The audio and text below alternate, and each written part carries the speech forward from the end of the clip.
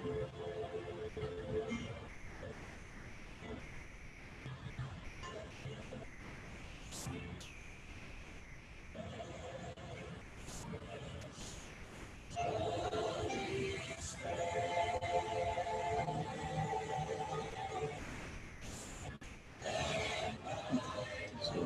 you can actually choose me to use. You can choose me to use.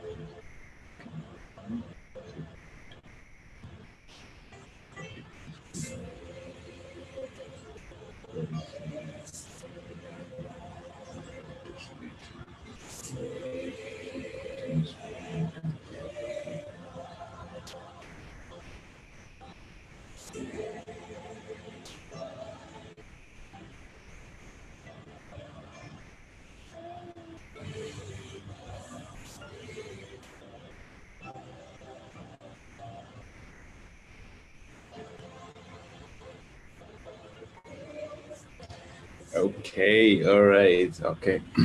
Just trying to um, bring this baby to overload. Yeah, yeah. Just gonna try and bring the baby to overload. I want to discuss now. I don't know if I have time. Yeah, I have. I have 7. I can have 7 to 30 minutes. Yes, I want to discuss. Um,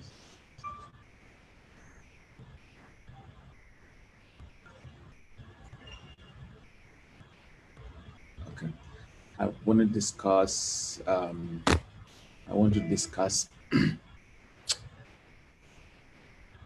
the abomination of desolation. Okay, since it has a bigger bearing in my study. Okay, the study that I want to do tomorrow night. Okay, the Daniel chapter 8 and the 2,400 days. Okay, so that is gonna come handy. Okay, so I want to clarify the idea. Oh man, sorry, my bottle of water. But anyway, uh, I want to clarify that point where what do we mean? What does the Bible mean when it's discussing the abomination of desolation? I don't want to point the give or look at the reference where um, look at the reference where the Bible, okay, is giving. Should I say giving? But I want to look at a reference where. Let me see. Okay, so my upload is not today is not smooth. I think yeah, the hologram is affecting. It's not picking as fast as I want. But anyway, I'll have to fix that rate. Okay, I have to fix it right. It's unlike the one that is coming from the Apple. Ah, this is the inbuilt. This is the inbuilt camera. This is the inbuilt camera. We need a secondary camera,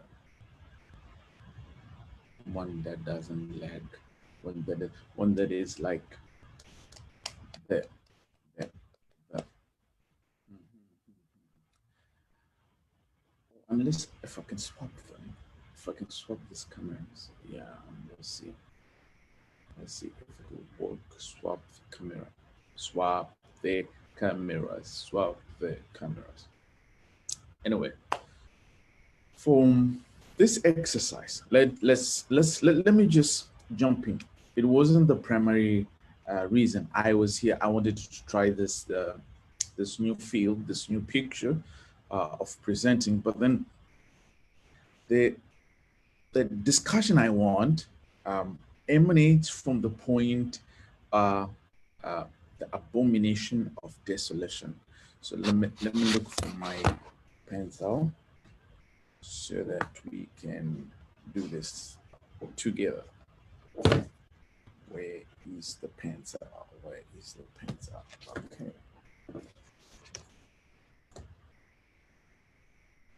All right. So There we go. No, I want a new paper.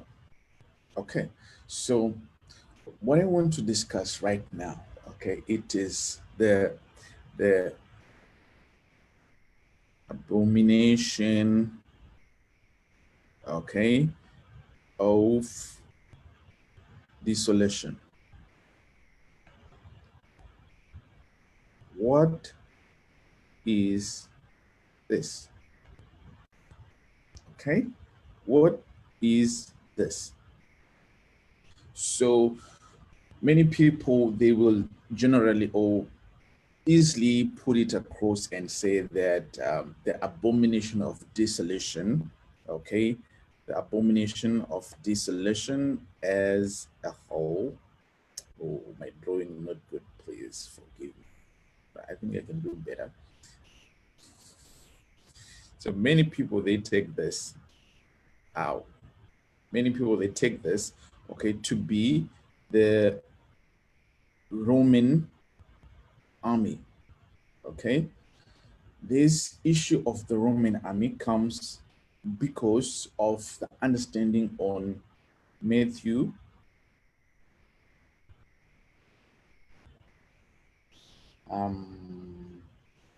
Matthew chapter 24, Matthew 24,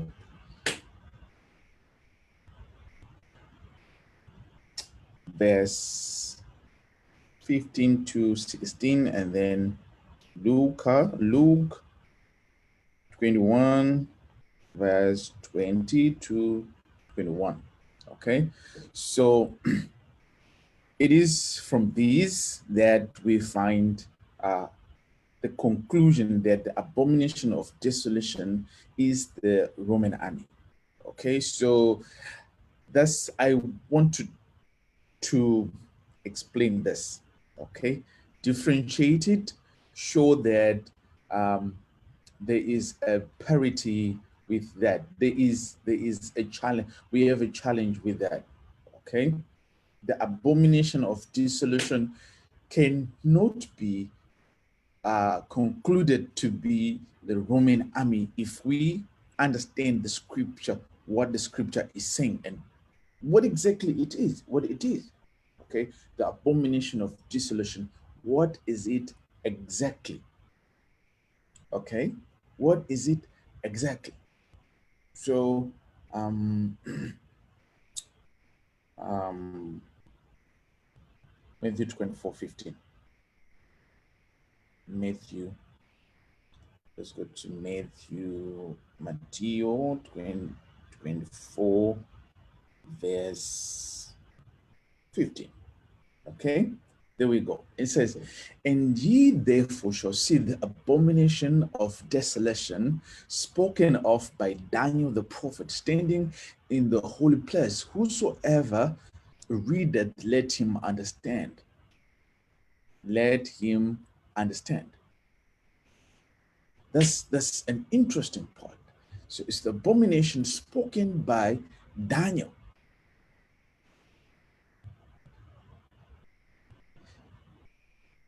Stand in the holy place. I think that's interesting. What Daniel spoke of was the abomination of desolation that stood in the holy place. Okay, so let's just put a commentary. Oh, sorry. Let's just put a commentary to that. The abomination spoken in Matthew 24. It is the abomination of desolation spoken by Daniel. What Daniel spoke was that this abomination of desolation stood in the holy place. Okay, this is what we get from Matthew 24. So he says, spoken by Daniel. Okay, that it stood in the holy place. Okay, so the abomination of desolation, according to Matthew 24, it stood in the holy place. Jump with me to Luke. Let's go to Luke.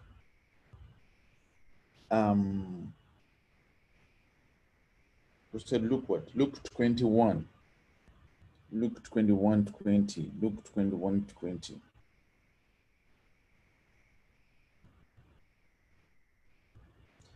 Luke 21:20 to 21. So listen to what Luke says. Luke says that, and when ye shall see Jerusalem encompassed with armies, then know that the desolation thereof is nigh. Verse 20. So verse 20 is saying that when you see the armies that surround Jerusalem, know that desolation is nigh. All right. So that then is interesting. Let me give you a picture. Okay. So let's highlight this green, green. Okay. So that's the verse we are reading. And when ye shall see Jerusalem encompassed with armies, then know that the desolation thereof is nigh. So this verse is speaking a different language. Let's go back to our notes. Okay. So this is speaking a different language. If Ahmed want to say, this verse is now saying that desolation is nigh.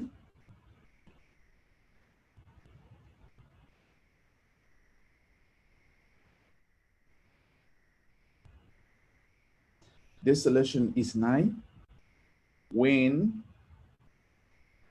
you see the armies encompass. When you see the armies encompass Jerusalem.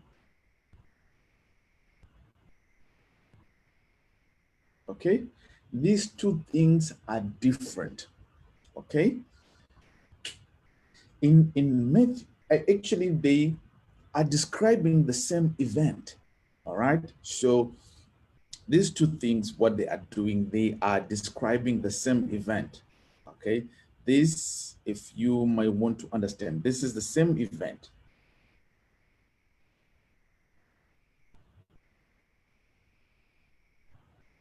This is the same event, but it's being described from different point of view.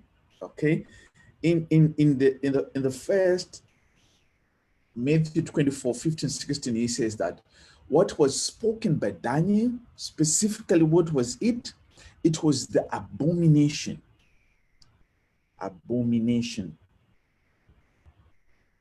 of desolation. So specifically, Daniel talks about the abomination. So when you say of desolation, what you are implying is that the abomination, that which is a causative to the desolation, or that leads to the desolation. All right. So when you have something like that, then you are concentrating on the abomination. What Daniel discussed really was the abomination. But the knowledge was that this abomination then leads to a desolation. That's what Matthew is saying. And the interesting thing about Matthew 24 is that the abomination stands in the holy place. It stood in the holy place. Now we're just going to go to Daniel and find out where did he write about the desolation, and where was the desolation? What was it? The feature, not the desolation, the abomination. We want to find the abomination. What was it? Where did it stand? Luke, however, He is discussing the aftermath that the abomination has already been done. The abomination is finished already. That's what Luke is discussing, an aftermath. The abomination is finished. Hence, destruction follows. This is why he's saying now, when you see the armies round about Jerusalem, know that the destruction, the desolation is nigh. This is not saying, these two verses are not implying, but what by whatsoever means that the Roman armies are the abomination of desolation. No, no, no. They don't mean that. Never. They don't sound like that. When you look at it from this angle, they don't imply that. What we have is that this Roman story, this Roman is not this.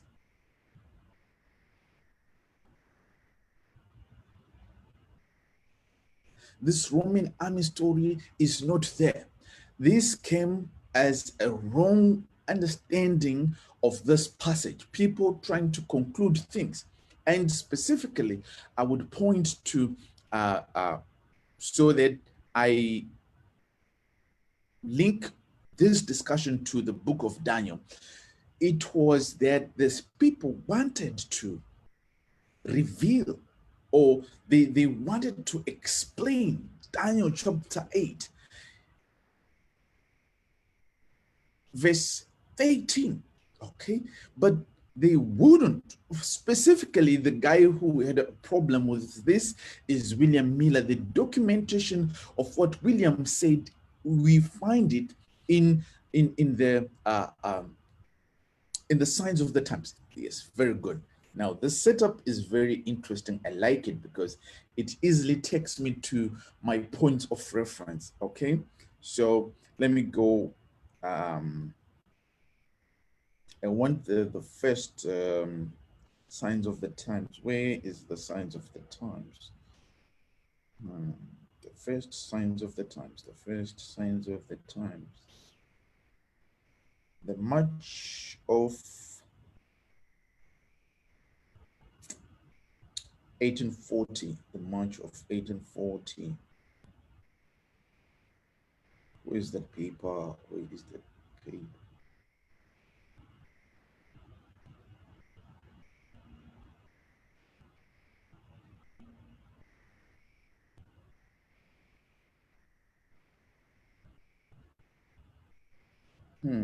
Okay, so I think I didn't save it here. Where did I save these items? If I didn't save them here, where did I save them?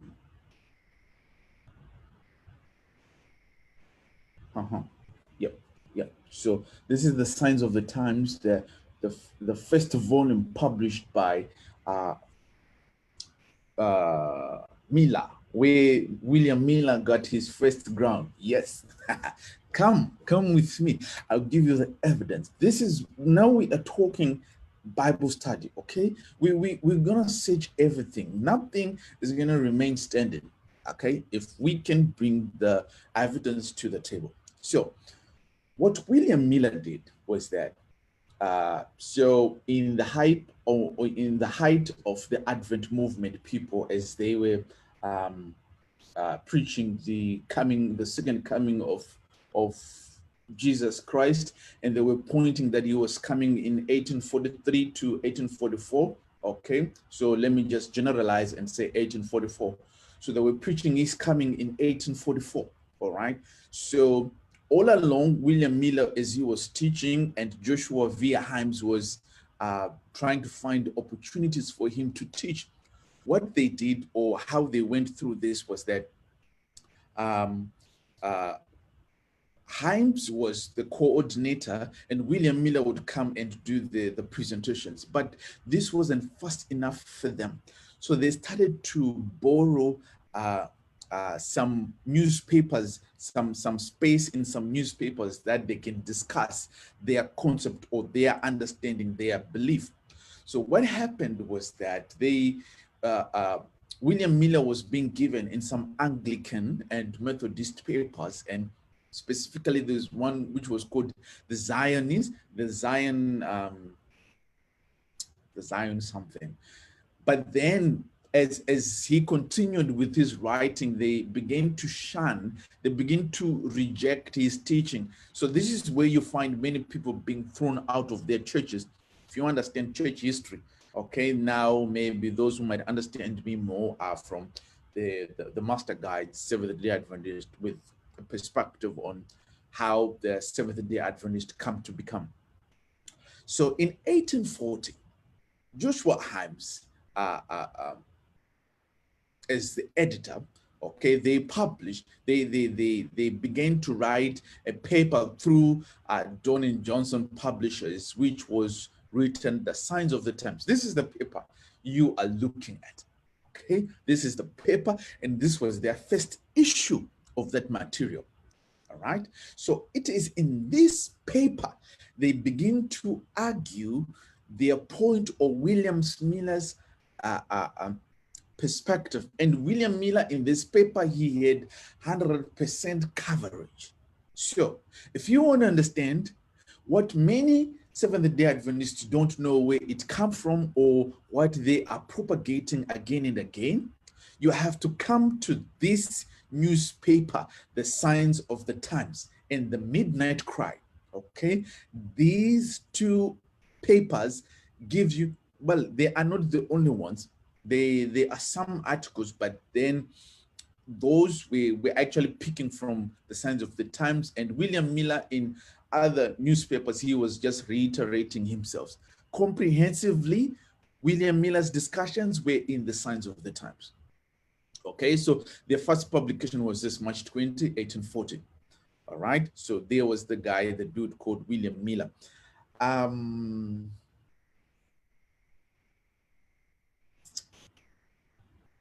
unfortunate thing here is that I read these things on a hard paper.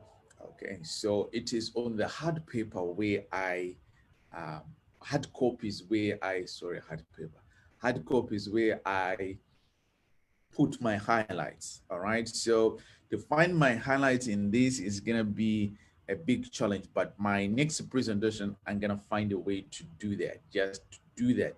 All right, I think it's very important for me to do that. Okay, so all right.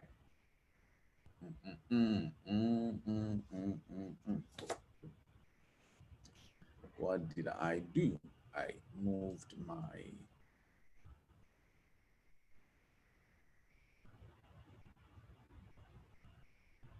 okay, we're back. All right. So it is from The Signs of the Times where William Miller suggested that the abomination of desolation mentioned in the book of Daniel, okay, Daniel chapter 8. You find this in Daniel chapter 8. You find the same abomination of desolation in chapter 9, where he says, until they have come to fruition or they have come to pass. All right. And you find the same in Daniel chapter 12. Daniel chapter 11, I think, also carries the same. So the thing is, the verse that is critical is here. Verse 18. I didn't highlight it. It wasn't part of my what I was discussing that time. All right. So listen, it says, then I heard, verse 13, then I heard one saint speaking. So when Jesus in Matthew 24 is saying that which was spoken by the prophet Jeremiah, prophet Daniel, okay, that stood in the holy place. This is the thing that stood in the holy place. And then we want to see how it stood in the holy place. This is called understanding the scriptures. Verse 13, then I heard one saint speaking, and another saint said unto that saint, certain saint which spake, how long shall be the vision concerning the daily sacrifice and the transgression of desolation, to give both the sanctuary and the host to be trodden underfoot? So, excuse me, sometimes when I'm reading, I will skip those words written in italics because of my other brethren who are scholars and who want to be argumentative. So I will debate from the raw interpretation without the italics or the words which were inserted therein. Okay, so it says, then I heard one saint speaking, and another saint said unto that Satan which spake, how long the vision, the daily and the transgression of desolation, to give both the sanctuary and the host to be trodden upon. I like the translation that comes in the Hebrew names version. Okay, it's more like a King James, but they insert the Hebrew names in that. But I like how they depict this translation, this verse. They say, then I heard a holy one speaking, and another holy one said to that who spake, how long shall be the vision, the continual, and their disobedience that makes desolate, to give both the sanctuary and the host to be trodden underfoot? Wow. The transgression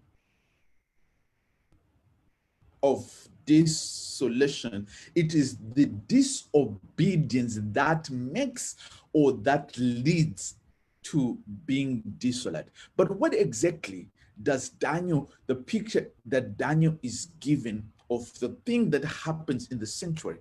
Just scroll with me back to verse 12. All right, so verse 12. So, okay, verse 11, one step back, and it says, yea, he magnified even to the prince of the host. Okay, and by him the daily or the continual was taken away, and the place of his sanctuary was cast down. The place of the sanctuary was cast down by him. So this verse, if you look at it, it is in retrospect. Daniel is writing in the retrospect context. It is saying that, yes, yea, he magnified even to the prince of the host, and by him the daily was taken away. So it is this picture, he's saying that it was taken. He is describing the lead horn, but he is giving flesh to that which he knows. And he's saying, see, the little one which I was looking at, it was him who magnified himself against the prince of the host, and it was by him that the daily or the continual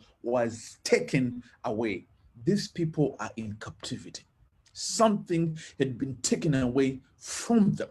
And this is what Daniel is reflecting on, that it is by him that the continual or the daily was taken away. And it was by him also that the sanctuary was cast to the ground.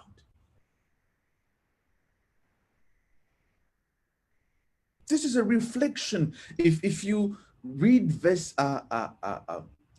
11, okay, it is a reflection. It is not speaking of the actual occurrence within the vision, but he is putting reference to whom this was. Okay, but okay, no.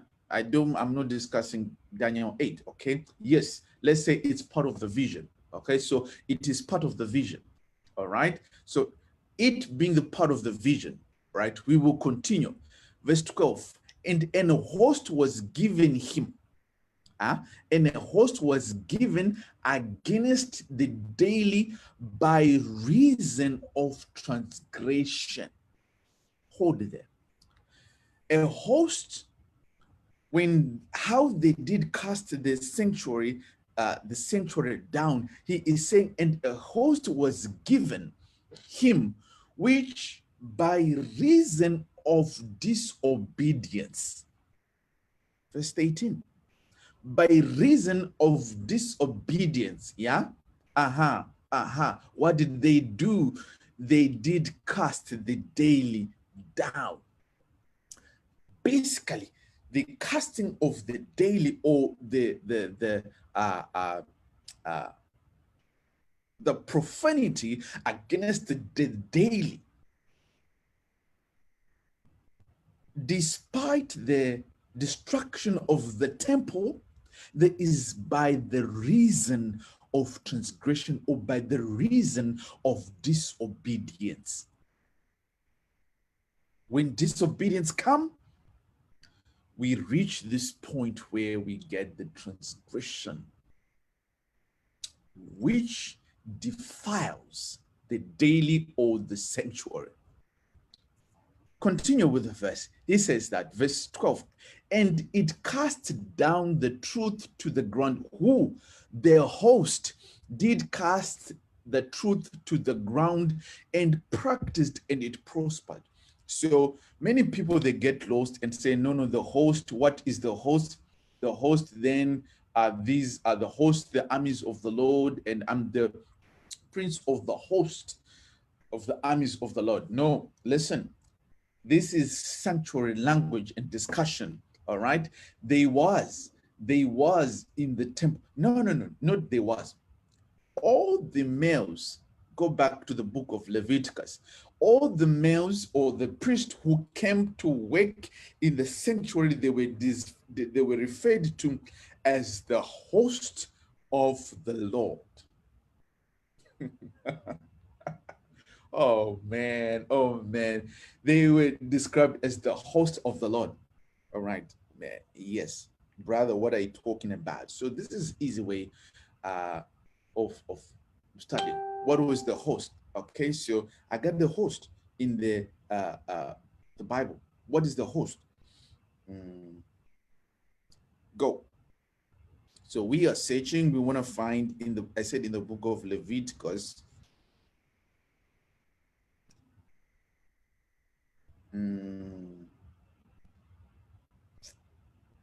Is it Leviticus?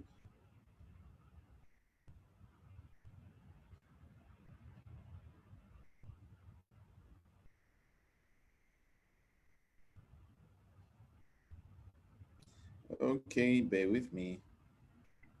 I just wanted, Leviticus, no. Okay, so it's Numbers. Sorry, why am I saying Leviticus? It's in Numbers. It's in Numbers. That's. I just need a quick view. All right, so it is in Numbers where he is talking.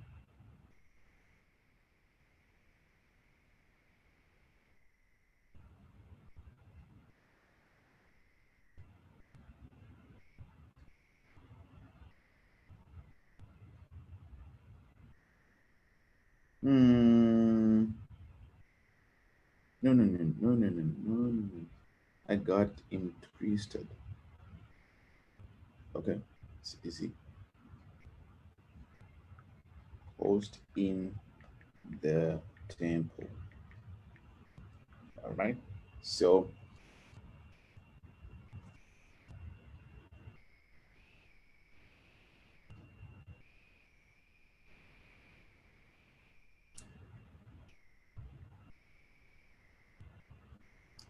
how do I search this?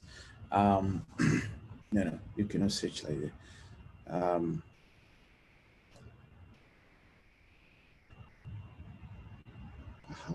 How did the language go there?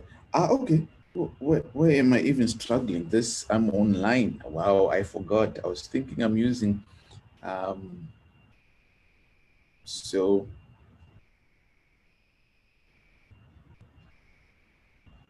mhm.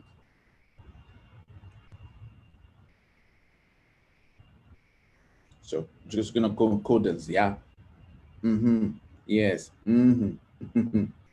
Let's find all the usage of the word host.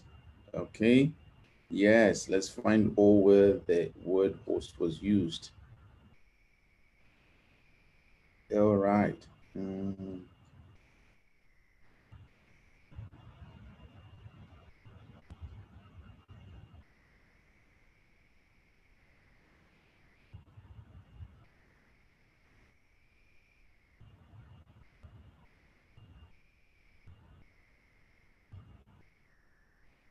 no, no, no, I don't want that part. It's not part.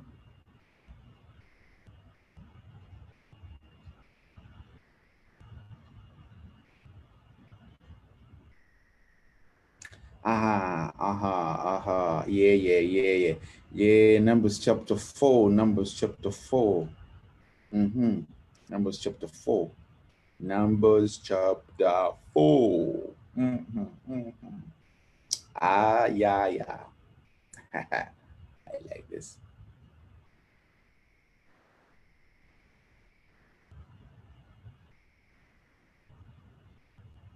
Okay. So, Numbers chapter 4, it says, then, yes, yes, read with me. So, this is the order of Levi. They are being called, or the criteria of them coming to the sanctuary, how they used to refer to them. Numbers chapter 4. Then, and the Lord spake unto Moses and unto Aaron, saying, take the sum of the sons of Kohath from from among the sons of Levi, after their families by the house of their fathers, from 30 years old and upward, even until 50 years old, all that enter into the host do the work in the tabernacle of the congregation. So the Levi, those who were to work in the tabernacle, okay, the tabernacle of the congregation were to be between 30 years to 50 years old, okay, and they were to enter into the host. That's the part which I want. They were to enter into, which was referred to as the host. At the temple, those who worked, the workforce was called the host. Okay, the workforce on the temple itself, they were called the host. So when in Daniel chapter 8, he is saying that and it was given him and a host against the daily, okay, for sure Daniel understood what he was referring to. The transgression or the disobedience that was happening at the temple of congregation was through the host. It was the host which had a problem, and that host was not an army. It was the Levi, the priesthood, the clergy, the leaders of the church. These were the ones who had a problem. Hey, brother, don't put words in the Bible. Okay, okay, all right, all right, all right, all right. Verse 23. Verse 23, what does it say again of Numbers 4? It says, from 30 years old and upward until 50 years old, thou shalt number them, all that enter to perform the service, to do the work in the table of the congregation. So this is the translation where it's saying those who entered to do the service in the sanctuary. This is now translation. The same word translated in Numbers 4:3 as the host is now translated as who enter into the service of the tabernacle. Wow, interesting. It was the host at the temple where the clergy was the priesthood, those who did activities um, within the sanctuary system. The clergy was the problem.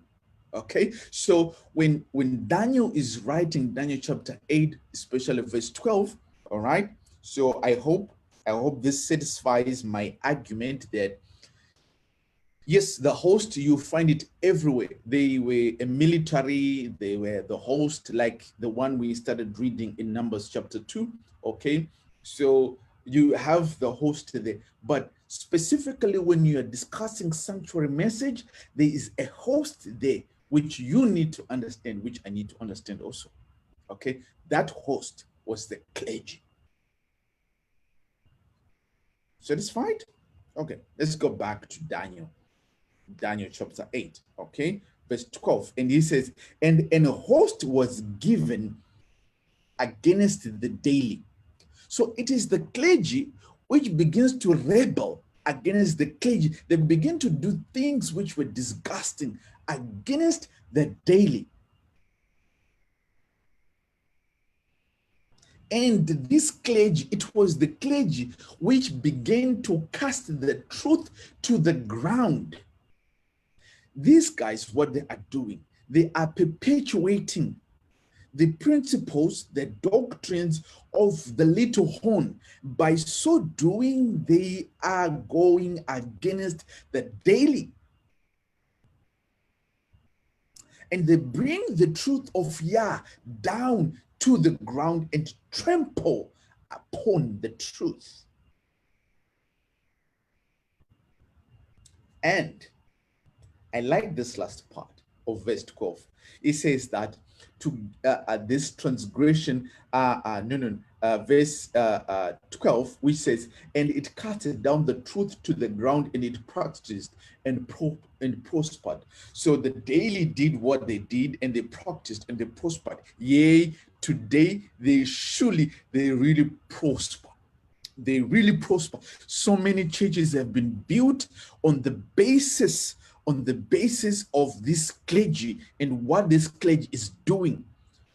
They have enticed people and they have practiced theosophy and they have prospered. Very rare to find truth, which I am discussing now. This is truth, yeah, Bobby. This is truth. You need to understand. It is not, you're not going to exceed this from the Bible. This is what I'm discussing, the Bible. So, Daniel, as he writes, okay, mind you, this which, why in the first instance when we came to Daniel chapter 8, I said Daniel was sort of like reflecting because he was writing the things that he knew. It was in relevance, the vision was given in relevance to the things that he knew. See, let me talk about people who get visions. You don't get vision of things out of space. Visions are given in the context of the things that you know. That way you better appreciate the vision and you can better explain it or relate to it. This is how visions are given. You don't get visions of things that you don't know. So you need to interpolate to sip out the meaning out of that word, out of the illustration given. So what was Daniel to understand, or what was the reference point exactly before we get to what he was understanding? What was the reference point of the transgression or the disobedience that leads to desolation? What was his understanding to that? Mind you, we started from Matthew chapter 24. All right. Okay, my battery is moving like crazy. Let me do honors. Yeah, it's going. I'll not finish. Okay. All right. We're back on power. All right. Full throttle now. Okay. So what did Daniel knew? What did he understand about the transgression that invites desolation? Okay. Or that makes desolation. What did he know? Second Chronicles chapter 36. It's all in the Bible. I don't have to bring something outside. It's all in the Bible. Okay, right. Let's begin. You can read the whole chapter. It's interesting, but for the sake of just discussing here, I'm gonna read mostly the part that I highlighted. But I found there are two or three verses also which I didn't highlight, which are important for my discussion here. Okay, so listen. This is now we are looking at the host, how they did desecrate the temple of the congregation, and how this did invite desolation. And who was invited to desolate? Was the invited person to desolate, was he the transgression? Was he the transgression or the abomination? Was he was not the abomination. He was actually invited. He was sent by God so that God would deal with the desolation and the thing that which was happening at the sanctuary. Period. It's nothing fancy. It's nothing like paganism and papal Rome and what. And the whole church, imagine the whole church continues to propagate that understanding. Now I'll come to that. I will come to that. I know the new view. There's an old view of the abomination of desolation and the new in regard, if you then want to explain the sanctuary which was going to be cleansed in Daniel 8:14. But put that aside. 2 Chronicles 36, verse 5, Joachim, when was 25 years old, and when he was 25 years old, I'm reading the side with Hebrew names version, okay? It's gonna sound very straight. Now, Joachim was 25 years old when he began to reign, and he reigned 11 years in Jerusalem, and he did that which was evil in the sight of the Lord his God. Against him came up Nebuchadnezzar, king of Babylon, king of Bavel. I've seen some people who use, instead of Babylon, they use Bavel, and bound him in fetters to carry him to Babylon. Nebuchadnezzar also carried of the vessels of the house of the Lord to Babylon and put them in his temple at Babylon. So this is the first raid. Jerusalem to the time of 586 BC, in the month of Ab, the 9th, the 10th, where the temple was gutted down. The build up to 586 BC started in 1611, 1609, where raids did happen on Jerusalem. So they would come like a partial raid, and then from Babylon, they would take things from Jerusalem and go with them to Babylon, but they would leave someone in Jerusalem as a representative of the king in Babylon. So they did not utterly destroy Jerusalem at that time. Okay, so 611, 609, we also have 600. These raids would come and go, but they were not the total capture of the city of Jerusalem. The total capture. So this is what we have read in 2 Chronicles 36, verse 9, verse 5, 36, verse 5 and 6 and 7. Okay, you can continue to read, but the other part, which then Zedekiah comes into the picture, being placed there by the king Nebuchadnezzar. Okay, I think we also have one of the contemporary to this account, is it Jeremiah, who actually wrote giving advice to Zedekiah to listen to what the king of Babylon wanted, but he would not hearken, and that caused the whole city, out of his own pride, he caused the whole city to go to be destroyed because of his stubbornness. Okay, so this is a story. They all link up, but the part I want then is um, oh, sure. From verse 13, this is where Zedekiah is saying, and he also rebelled against the king Nebuchadnezzar, who had made him swear by God. But he stiffened his neck and hardened his heart from turning unto the Lord of Israel. Moreover, all the chief of the priest, now there comes my story. Verse 14. Moreover, all the chief of the priest and the people transgressed very much after all the abominations of the heathen. I like this verse 14 because it includes these two words in the same sentence or in the same verse: the transgressed and the abominations. Okay, this is very important because some, they want to differentiate and say the transgression of desolation is different from the abomination of desolation. No, that is not true. Read Second Chronicles 36 verse 14. Moreover, the chief of the priest and all the people transgressed very much after all the abominations of the heathen. So their transgression was that they were following the abominations of the heathen.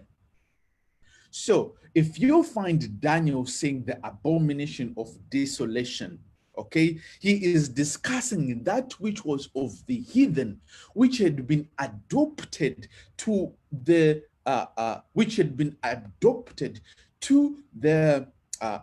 the sanctuary of God. Okay, the things that they had taken from strange lands, the strange things which they had taken and brought into the temple. These were the abominations that led to desolation, or which maketh desolation. It was the transgression before Yah that they took things from the heathens and brought them into the temple of God. Moreover, the priest, the clergy, and all the people, the clergy, led the people to do these things. Yeah, I'll get it close. All right. So listen now to the verses that follow. So after these things have happened, all right. So, and polluted, listen, verse 14, and polluted the house of the Lord which he had hallowed in Jerusalem, and they polluted the sanctuary. This is what Daniel is writing in chapter 8, verse 12. And they trodden, now on 13, that the abominations that make it, or that leads to desolation, made or trodden upon the sanctuary of God by reason of transgression. The host defiled the temple of God. Daniel knew the issue in the vision. He knew this. Now you go on. And the Lord God of their fathers sent to them by his messengers, rising up bedtimes and settings, because he had compassion on his people. Are these the prophets being sent? Yes. Are they messengers, people speaking? Maybe like me, speaking, people like me. And then they said what? Rising in the morning and in the evening. And what the people did? Because he had compassion upon the people and on his dwelling place. But they mocked the messengers of God and despised his words and misused his prophets until the wrath of the Lord, until the wrath of Yahweh arose against his people till there was no remedy. So look at the flow. The transgression and the abominations within the sanctuary, what do? They rise. The wrath of Yahweh. Let's note that. Let's note that. Okay. So we have now the understanding that the okay, the transgression, which is abomination, we find that it is the abomination of the heathens. Okay. The okay, let's say the abominations, okay, of the heathens, okay, of the heathens, which were brought to the temple, okay. What do these lead to? Okay, what do these lead to?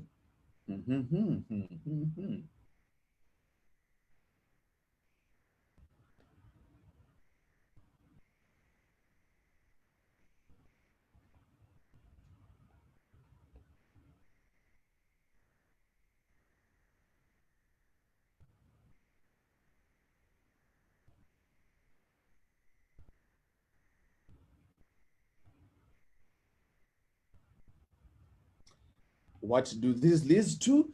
They lead to the wrath. That is important.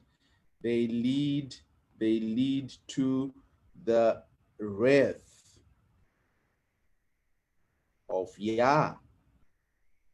Okay, the wrath of Yah, which cannot. I like what he said. He said what? He said, uh, till there was no remedy. Okay, so till there was no remedy. So the wrath of Yah, till there is no remedy. So when Yah has his wrath has risen and there is no remedy, what happens?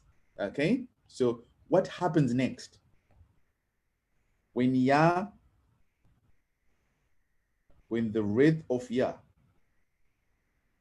okay,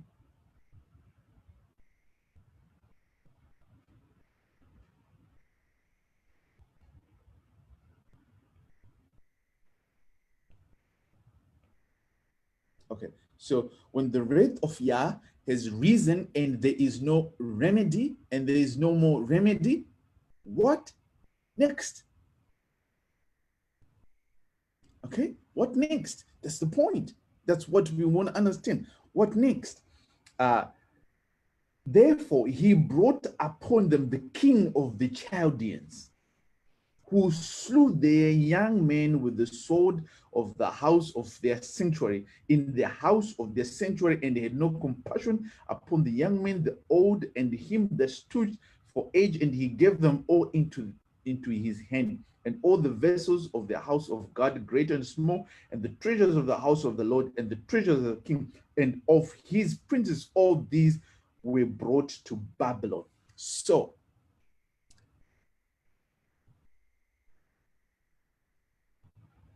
I like the part where it says, therefore he brought upon them.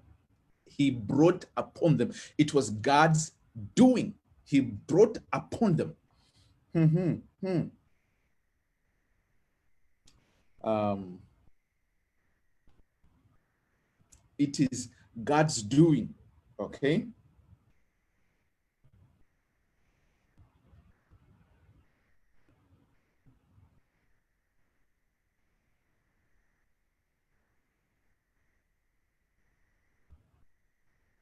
He sent the king of Babylon.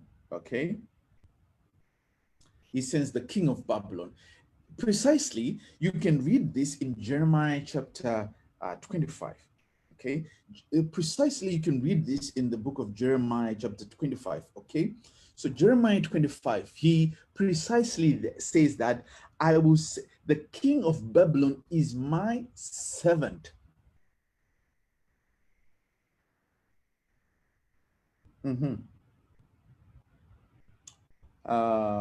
So Jeremiah 25 is basically like he is repeating that which we found in Second Chronicles chapter uh,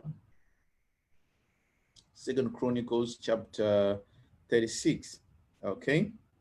Mm.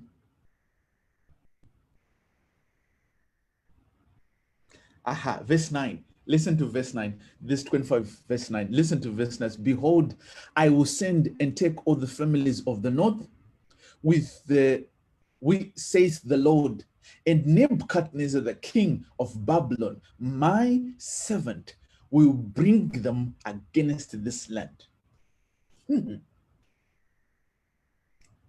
Let's finish then. This now he is talking about the desolation. So he's saying, I will bring them against this land and against the inhabitants thereof, okay, and against all these nations round about, and will utterly destroy them and make them in an astonishment, in astonishment, and in hissing and a perpetual desolation. You hear the language. The transgressions of or the abominations brought the wrath of Yah, and it was Yah's doing to bring Babylon. And there, what do we have?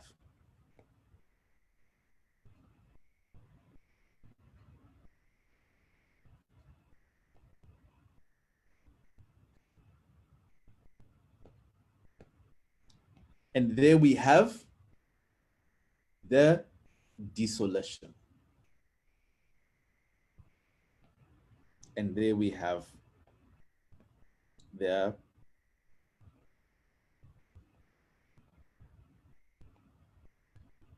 desolation. Okay, so here, if I can note, it says gods. That's painful. Okay, so you get the point. So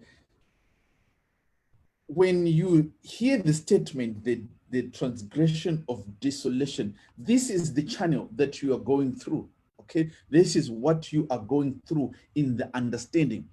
The transgression of abomination of the heathens that leads to desolation. How does it lead to desolation? Because Yah, or God,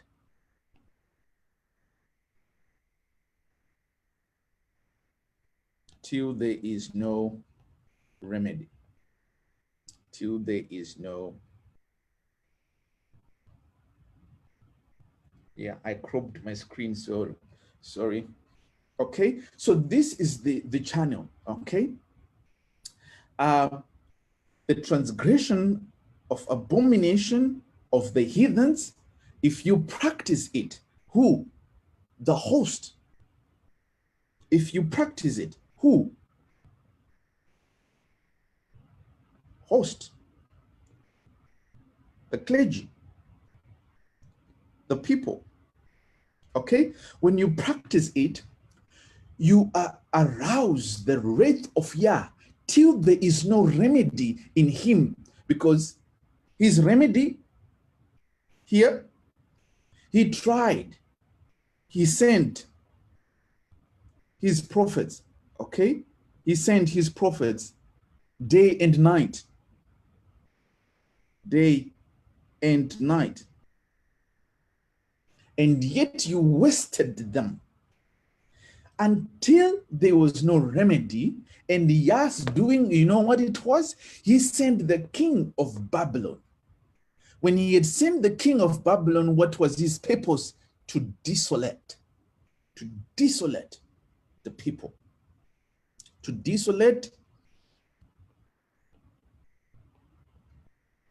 Jerusalem, to desolate it, to destroy it. So let's go back and read our two verses, Matthew 24, verse 15 and 16, verse 15, and Luke 21, verse 20. All right? This should bring a perspective now. Okay? So, okay. I wanted to do it from my head, and it keeps flying away from me. Okay, so Matthew 25, this, when therefore when ye therefore shall see the abomination of desolation spoken by Daniel stand in the holy place. So Matthew is discussing this. Let me change my pen and use this guy. So Matthew 24:15 is discussing this. Okay, is discussing this and this. This is what Matthew is discussing: the transgression that standeth in the holy place. This transgression in the holy place, the host and the clergy and the people. This is what Matthew is talking. So when this has happened, what happens? We have seen the story. The wrath of Yah rises till there is no more remedy. He sends his prophets day and night rising to correct you, but you don't hearken. And what happens after that? Then Yah sends his king, his servant, the king of Babylon. Now, Luke 21, verse 20 is describing this part. Okay, so now Luke 21 is here. This is now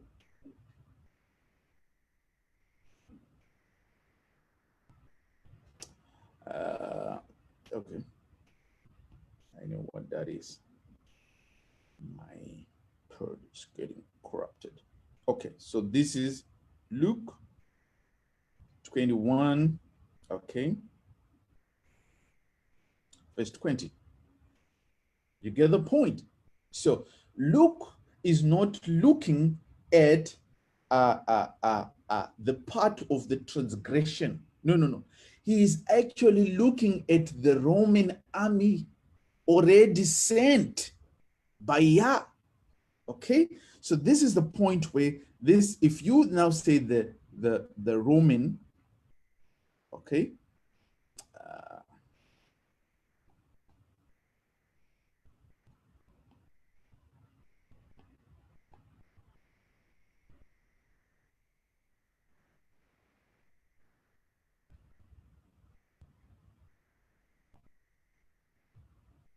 okay, my pencil, sorry, this technology, my pencil is loose. Okay, so this,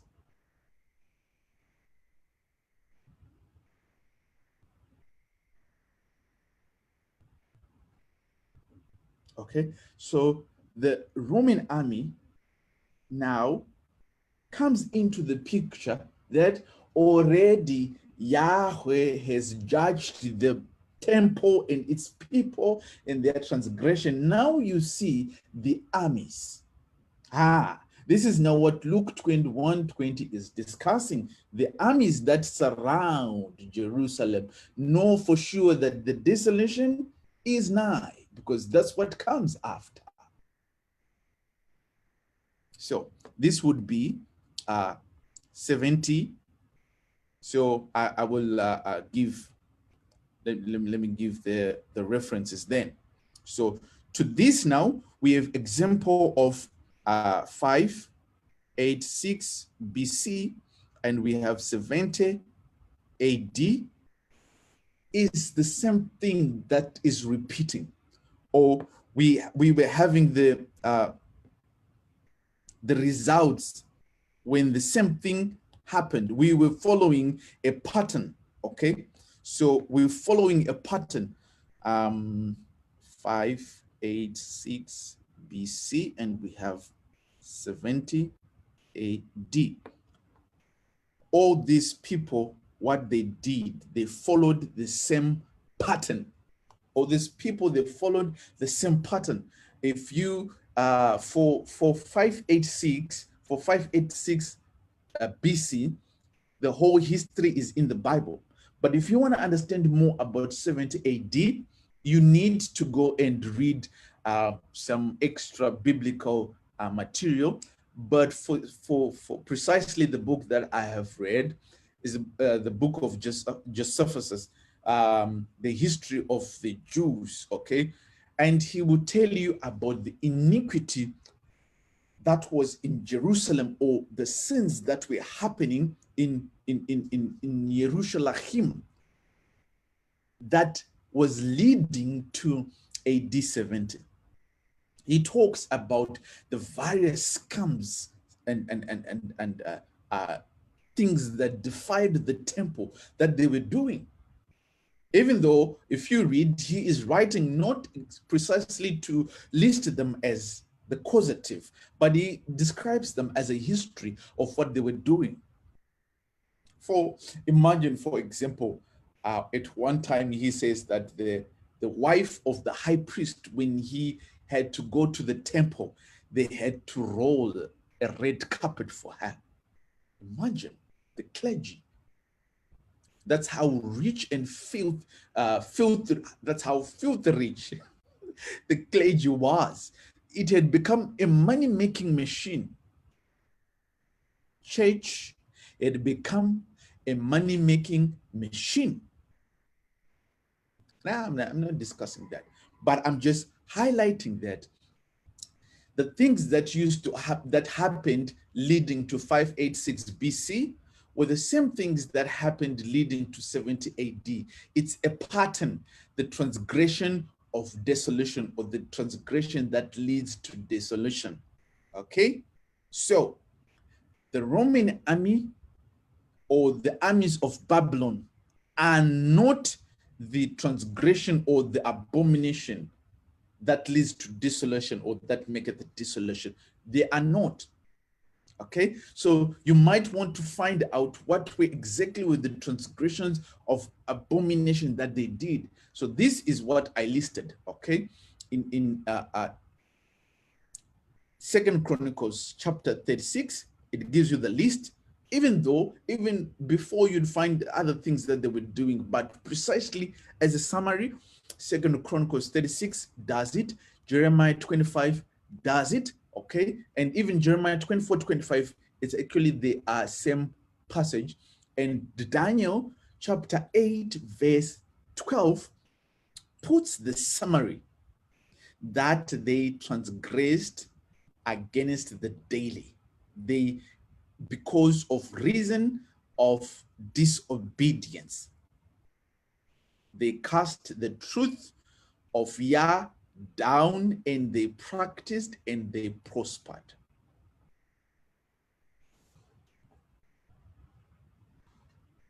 You get the point? So the abomination of desolation is not the Roman army. I think I've managed to clarify this. The abomination of desolation is not the Roman army. The Roman army comes into this play, or into this equation, as a servant of God being used to desolate his people, because there is no remedy to get into their brains. There was no remedy to get into their brains except to bring the king of the Chaldeans, the king of Babylon, except to bring the king of the Romans to desolate them.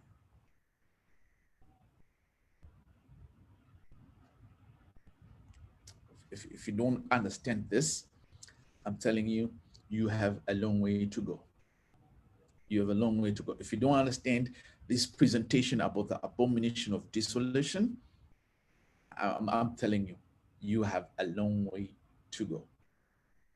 But I'm not ruling you out. Start again, all right? Or text me and I will discuss. We can go one-on-one, then you can ask questions and I can see them. Today, I cannot see questions or comments, if any were made, okay? Because my system is loaded with applications just contributing to this presentation, okay? Because I wanted the control of my screen.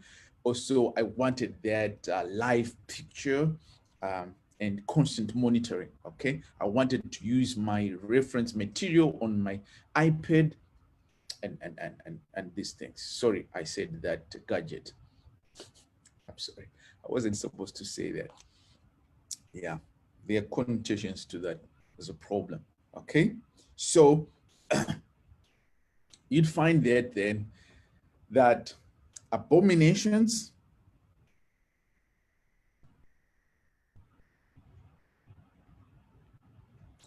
are something else. Okay? And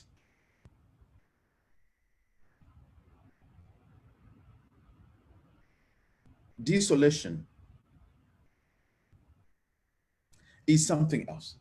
But the truth that we have just discovered is that for desolation to happen to the children of Yahweh, to the children of God, it is because of their abominations which they have done.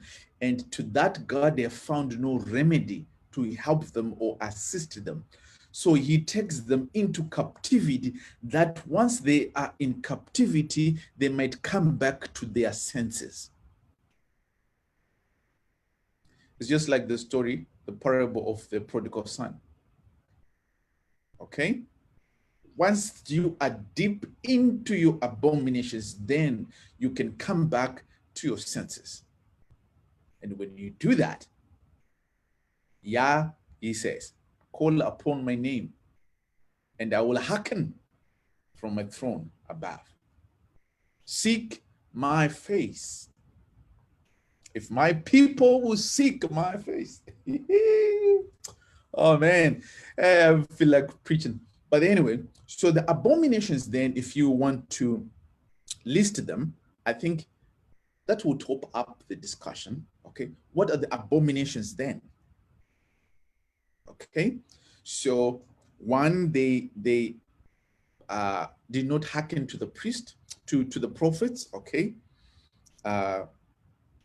prophets despised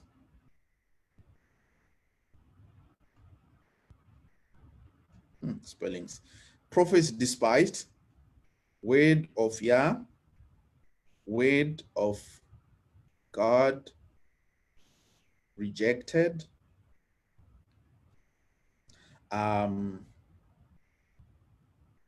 They persecuted them, persecuted prophets. Two, what did they do? They brought heathen. So this is what we found. So I'm just summarizing from what we have been reading. Heathen abominations brought into the church. Into the synagogue or whatever, into the church. But exactly what were these things taken from the heathens? Come there with me. One, child sacrificing, idol worship,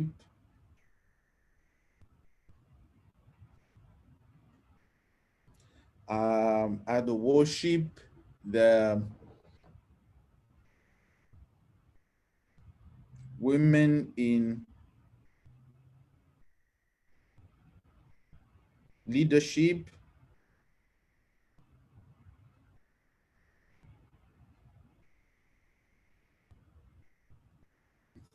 don't stop me now. Don't stop me. Don't stop me.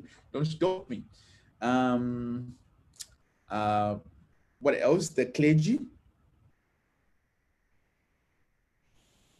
The clergy was fooling around, sleeping.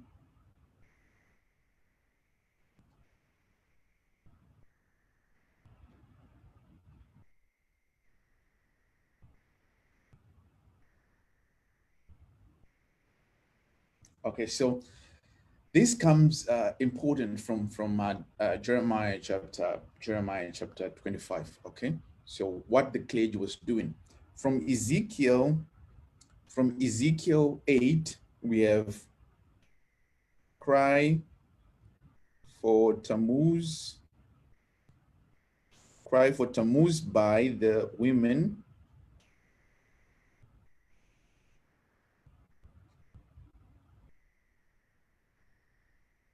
secret, or man-made teachings. Okay, so these were some of the heathen things that were adopted into them. Okay, into which they were bringing. Okay, so the other abominations that they did were that they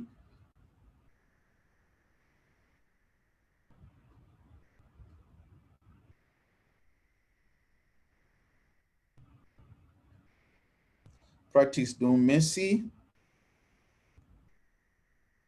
kindness,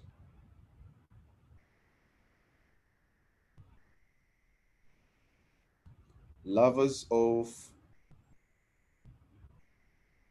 material things, etc.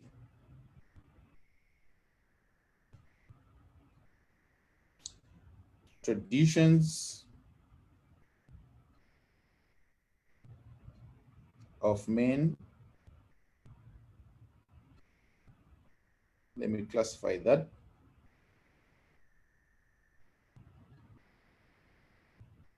Doctrines, dogma. Ooh, yeah. Traditions of men, dogma, um,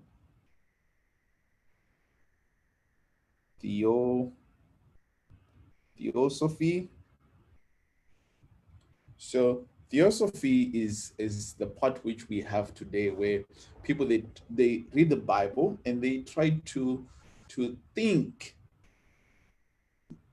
outside that which was written, and to spiritualize that what they are reading, which we call halacha in Judaism, Judaism, or what, yeah, things like that. Okay, so all these things they then contribute to the traditions of men. Okay, theosophy, what you believe, the doctrines, the dogma, theosophy, they redefine. That's the point. They redefine. For example, they redefine God. They redefine Yahweh and say now Yahweh is three parts which are one. Okay, because how did they come up with that? Because they looked at that verse and that and that and that. They brought conclusions which are not in the Bible itself. For example, when they say that the Father, the Son, and the Holy Spirit are omnipresent, omniscience, and what omni. Where do you find those omnis? Because Genesis 1 says that in the beginning was God, verse 2, that it was void and the Spirit of God was hovering above. So does that make it omni?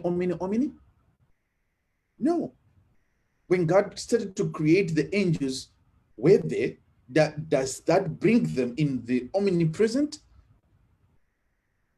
No. So how do you come up with these conclusions and then you make them doctrines? This is where the problem is. Okay, so theosophy. And I'm telling you, many of the churches today are feeding and breeding on this thing called theosophy. Yeah, let me just highlight that. Many churches, they are feeding on this thing called theosophy. The way they explain grace, the way they explain love, okay? The love context is just tolerance, is mere tolerance. If you love, then you don't have to, you have to tolerate anything. No. Tolerating is not love. Tolerating is tolerating. It's your own discretion. It doesn't mean that then you are showing love.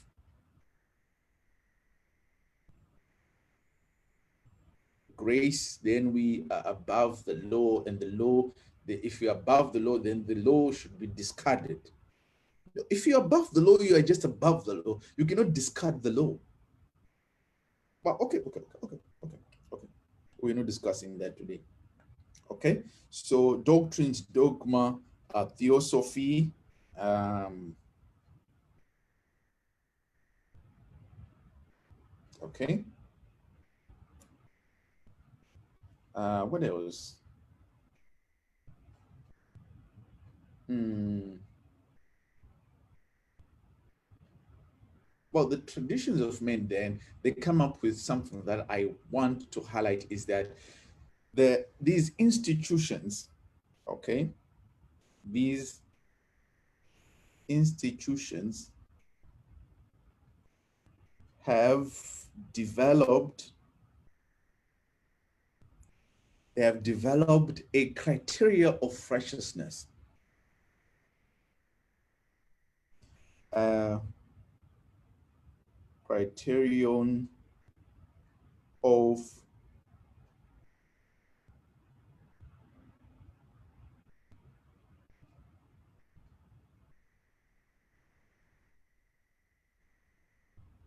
righteousness. This is where the biggest problem is. The churches have become the criteria of righteousness in that they are dictating what people can believe and what they cannot believe. If you come up with a suggestion or a question, you are prohibited to do so. You can read the Bible. Okay. It starts from this. It starts from some institutions which deny you reading the Bible at all.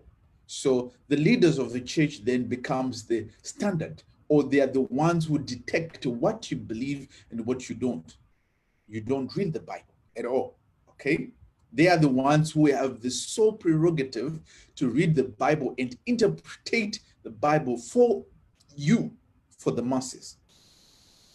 The other thing is where you can read the Bible, but you have no right to interpretation of the same. So if you read the Bible, then your interpretation is based upon, or should be, and is limited to the institutions or these organizations, what they want and what they think. These organizations are the ones which tell you that this way of interpreting is wrong. How are you the Holy Spirit? Because it is the Holy Spirit who is supposed to teach and convince people and lead them into all truth. And yet the church has taken that position to make themselves the right of belief. That can't be. That cannot be. Okay? Yes.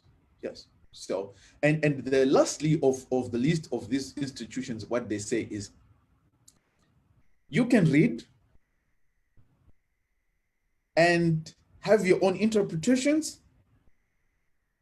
When you have your own interpretations, then go out of our church.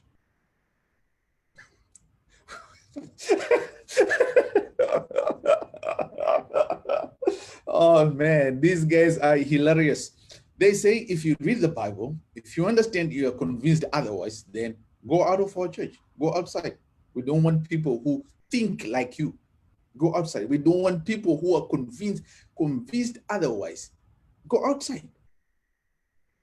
You are not running in an institution that is based on the word of God. When you do that, you are not based on the word of God. You are not. I'm telling you, you're not.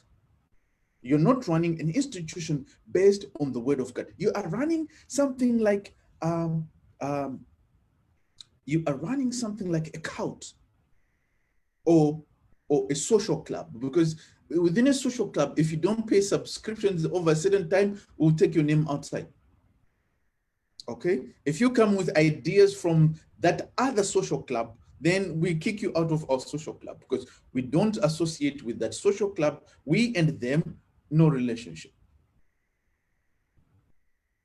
You feel me?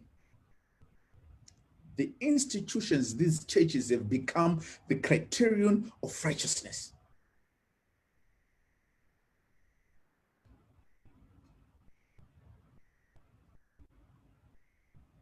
When you institute things which are not in the Bible, You are creating the standard yourself. When you ask people to take vows, when you say, do you believe in this? Yes, I believe. Where do you find that in the Bible? Where do you find? I mean, okay, Seventh-day Adventist people here, anyone, if you come to this length, still listening, can you please explain to me, where do you find in the Bible the verse that says people shall take vows before they get baptized? Where?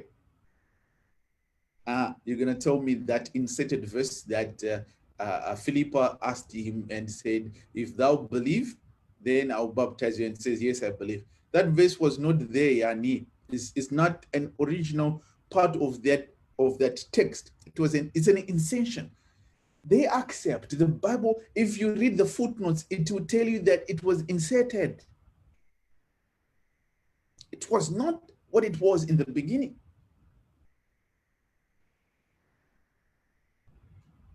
So I wonder that. Okay? I wonder. I wonder. I wonder. I wonder. What are you doing there in your church? You need to start asking questions of why are you there? Why are you doing what you're doing there? Are you calling the Church of God? The remnant? And I mean, people were like calling themselves the remnant, the remnant, the remnant. You want to know the remnant? Far from it. I'm telling you. Those temples we discussed in 586 and 70 AD, there were people who called themselves remnant, who bent inside. They were in the sanctuary inside, calling themselves, we are the remnant, and they were still hoping that God would fight for them. But he didn't come on that day to fight for them. You know why? Ichabod. Ichabod. For the glory of God has departed from this thing. Okay, so basically, I think, yeah, that does it. It's part of it. Some you can add from what I have discussed. Okay, so it is these things. Ahalala. Let me conclude and go. Again, I need to go where I want to go, brothers, folks. It is these things that leads to desolation.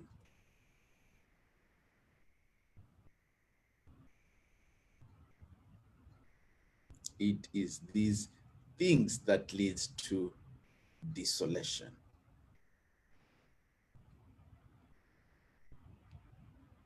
Desolation is certain.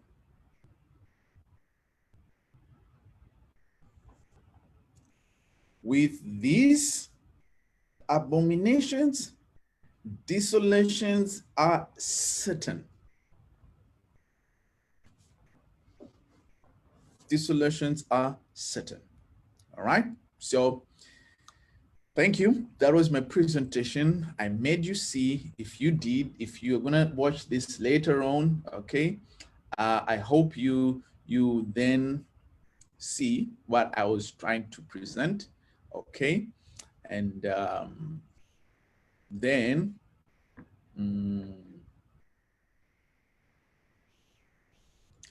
then you can get understanding, okay, on these things. So I hope we together, I hope we manage to bring an understanding, okay? Yes, hope you learned something, and it was very beneficial to you, okay? I hope it was very beneficial to you. All right, so these are my parting words. They'll be censored later on, so. Yeah, okay, let me just do a promo. I know there are people who have their groups and small groups, or our local back home groups, okay, and then you want some publicity, or you want to contribute your music to the general flock, the general people. If you are kind enough to share with me your music, I will use it in my presentations. Okay, there's much to come. We have collaborations coming. We have big people coming to discuss with in my house. All right, so if you want, we can use your music as intros, or we can use them as we are ending, and then we'll mention your names and what a great job you're doing in the ministry of God. If you are looking for assistance in any way, then we'll fly there. Okay, hopefully that we'll get something out of it. All right, so yes, this presentation was long. Okay, about an hour or so, an hour to what, to 20 to 30. But I hope someone is being blessed. If you're watching later, I hope you're blessed. I'm going to be starting a YouTube channel. So all this content I've done on Facebook, I'm going to put them there. All right. So then we can share with many people. My Facebook is a bit limited. Yeah, because not much friends I accept. Okay. Yes. Thank you. Thank you, guys. It's been nice uh, presenting the word of Yah. Been nice discussing, defining the um, defining the abomination of dissolution. What is it exactly? How should we understand the writing of Matthew 24 and Luke 21? Okay, which I think we did greatly. And we managed to separate, and we disputed the idea that abomination of desolation or transgression of desolation is the Roman army. Okay, that we explained thoroughly. All right, thank you. Shalom, shalom. May Yah be with you, and may Yah be praised.